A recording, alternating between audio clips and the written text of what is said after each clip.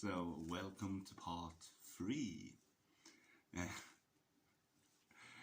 we ended with the very funny airplane jokes. Then my phone got full and I fixed it a bit, and now we are here. Have survived. This is just the next page. Time is an illusion and runs all over the field. My memory is a bit swampy. Now 26 hours plus since I slept, more than minutes here and there on benches and chairs. To wait for hours, yes, in the end, the wait is over.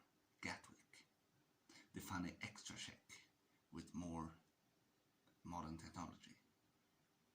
Well, an 11-year-old boy got fully body visitated, when they check.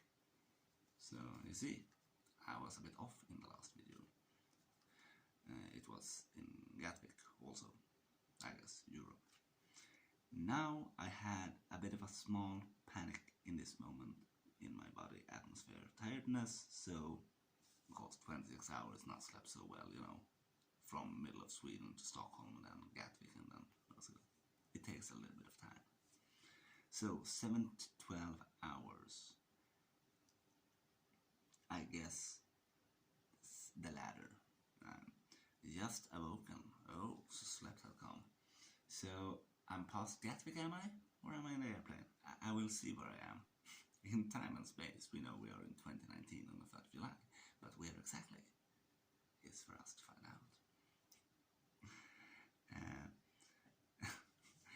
As in general, the last 24 hours, I awaken vresig, like that, and stiff in the neck. Surrounded by, oh yeah, I'm on the airplane, of course. Surrounded by food trays that was given to me because I was asleep. Oh no, oh yes. I think I got one afterwards. I think hello, could I also get some food? So, you know how airplanes is. Steel box. Mysteriously flying in the air. Okay. Ooh, now I am on land soon. Yeah, soon. I believe 2 hours. Ooh, yeah, 2 hours, then you're really close. So I think it was like 12 hours, and well, the way back was worse than the way there, but like 4 hours waiting in Gatwick.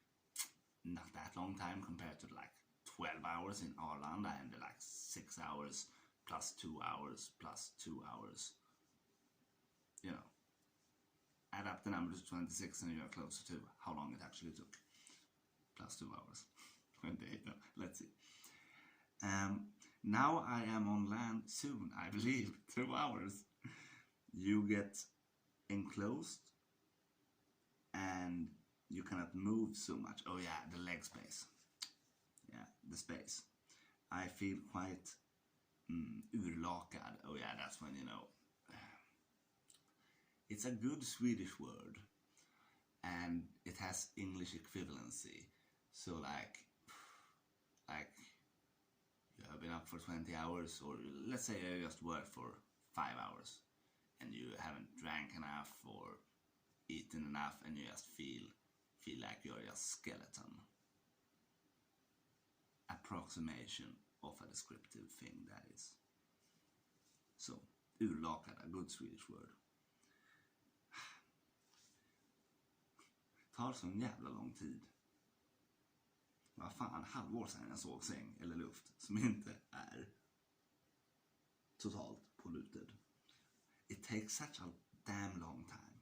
Was goddammit a half a year since last I saw a bed or air that wasn't totally polluted.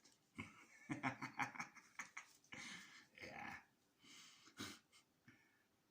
Now when the plane stops, I get full of energy.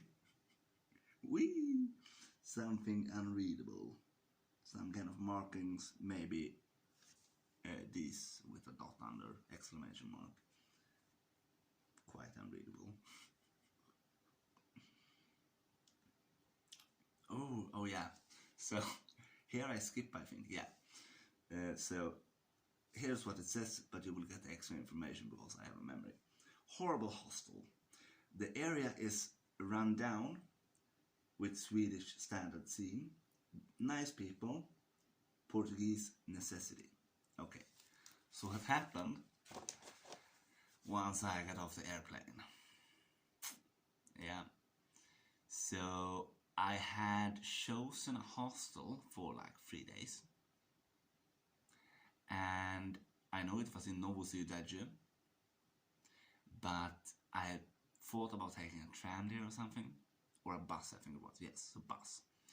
But when I got there, out of the airplane, all good, got my bags, all good, I had this idea that I had my credit card, of course, or whatever it's called, but I wanted cash. So that was the first mistake I did in Brazil. I took out on the airport ATM. Ouch. Ouch, ouch, ouch. I learned my mistake quite quickly and did not do it again, because when abroad, etc., I like using cash instead of card, but it was very expensive using the ATMs at Rio de Janeiro airport. And it may be so in other, they take a fee. It was quite a hefty fee. So I'm wandering around with my 30-liter backpack, very happy, re-energized being in Brazil finally after this long journey. And I go down from the second etage down to where there are some, towards the road, some glass, whatever. And I managed to get there, go to the ATM, awesome person. He doesn't speak good English. I guess I spoke in Portuguese, what I've learned. But also what I mostly learned was like forest and directions, like north, south, east, west. Not very helpful in a city. Oh yes, la floresta è linda. Qualche onda è el mar. Por ejemplo. Okay. And I asked one guy, and then I talked to some others, and I get the money, la la la. Then I hear about the prices for taxi. Yeah, horribly expensive. I realized they're trying to rip me off. So I asked a bus driver about buses and so on, and there is a tram or train or whatever going from around that place, but I've never been to Brazil. That's true. So I asked if there is a bus going. No. Novo Sudadje, la la la. I have the street address. So what ends up happening is, not the first guy that tried to give me a bad taxi drive. Instead, the guy going with me or whatever, looking for bus, etc. He asked, okay, come here, and he goes from whatever he's doing, sits down in the car. I think the price was quite alright, and no matter what, it was very helpful, because what will come, I will tell. So, jump into his car, and we drive. He drives, not me.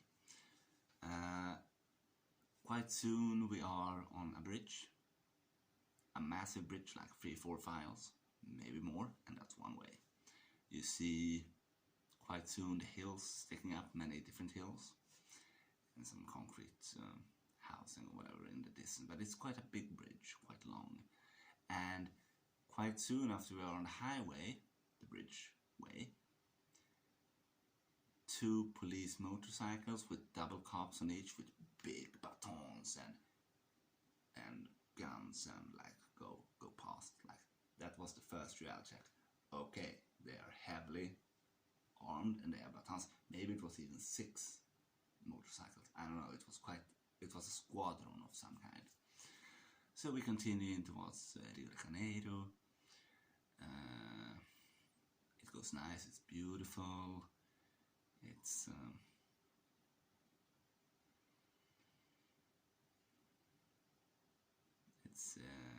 quite an experience. enjoyed it. It was a lot of vivid things flashing by. And finally we get in the vicinity quite quickly, maybe 20 minutes. And that's when I, this wall we went by before turning in, so you go past what's Autodroma or Autobusstation, and it's a very dilapidated wall around on a part just on the side close to the street where I stayed for a few days, and it really looks run down, crackulated concrete, yellow walls, like very beautiful, very warm. And Novo Cidade is not the popular place usually people are in Botafogo or Copacabana, por ejemplo, or Santa Teresa. But I was in Novo Cidade, so closer to where some of the more modern high-rises are, in like 3 minutes walk away. Anyhow, so we turn into the street, and he stops in front of the hostel, and I think maybe we did one turn, or maybe not, but when we go forward to the hostel door, it's a gate, and then the building is behind. And this is where I would have failed, even if I would have managed to get a metro, because the metro is like 3 minutes away, which I learned later. But okay, from there, it's in a big roundabout where you could have gone in like 5 different directions. One of them leading into the close by favela. Anyhow, so in a way it was good that he was there to be able to help me. Okay, so there's a 2 or something doorbells. I guess I've booked it on Hostel World or whatever it's called, but it was not as easy to just ring and come in. It was like after the outer gate it was another door with something, but okay, it goes efficiently. I've been locked out of hostels before due to other circumstances, but yeah, so it went so much smoother than it could have. It was a fair price, he was friendly, he was helpful. So I come in there, it's like 2nd or 3rd floor, I don't know, and well, I find someone working there at the hostel, asked to get where am I supposed to sleep, etc. And then what mainly happened that first day was I met a Peruvian guy, I think he was, either Peruvian or Chile, because Brazil played semi-final in the Copa America. So that first evening, and there were also this bastard English guy. I remember what you did. Well, I solved it like 2 days later. Okay, so like the first 4 days, it was Copa America, and the first day it was like Chile or Peru against a team. And this guy was Peru, but we spoke Brazilian. That was the first day. He spoke so fast, and I understood a bit, and if not, it was just hanging out with another human who was nice, and like we chatted as good as we could for a few hours, watched football, drank beer.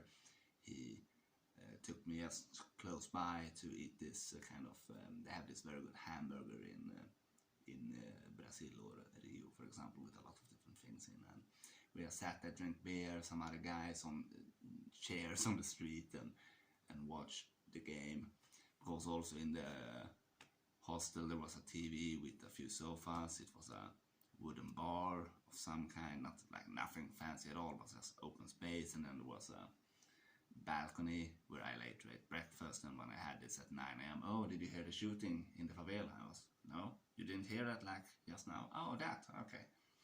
So when I ate orange, for example. But yeah, so that first night, probably the names in the book I will see, but that was very fun. I was watching football, drinking beer, eating good food after like this 26-hour-long journey to get to Brazil, and very good first day in Rio de Janeiro. Now my food is done, I think. So let's stop here and be happy that we got somewhere in the story. got part or maybe all of the first day in Brazil. I may go back to it, but for now, done. Bella ciao.